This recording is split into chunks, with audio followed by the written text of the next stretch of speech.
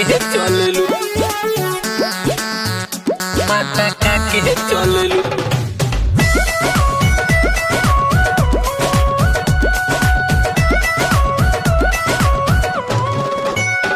अपन रूप रंग सजा के मेहंदी हाथ में लगा के, हाथ में लगा के, मेहंदी हाथ में लगा के। अपन रूप रंग सजा के मेहंदी हाथ में लगा के पानी भरे जालू गोरी कितना लइकन के मुआ के। हमारो ई दिल धड़का के चलेलू, हाँ हो हमारो ई दिल धड़का के चलेलू। 52 गज के दामन कमर माता का के चलेलू, 52 गज के दामन कमर माता का के चलेलू। एकदम पगला की रखले बाड़ू।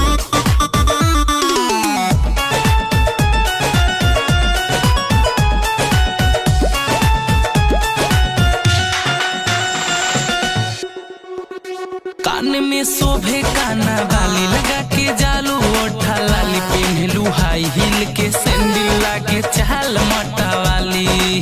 अच्छा यही बात बा सब कहो।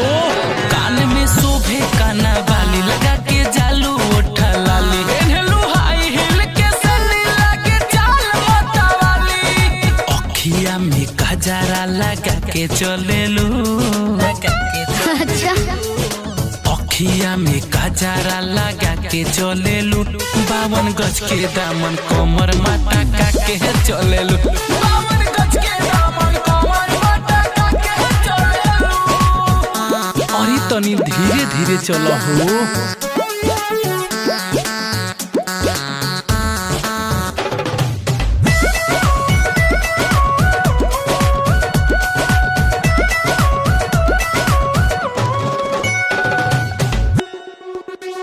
बानी देखी के पगलाइल मारेलो ऐसन स्टाइल करे जा काढ़ लेला गोरी तुहर मीठे समाइल।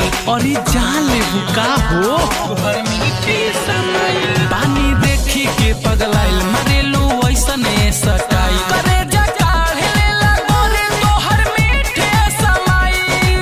किशन राहु सैनी के ललचा के चलेलू, तब का महेश मुकेश अजित के ललचा के चलेलू। 52 गज के दामन कोमर लाचा का के चलेलू।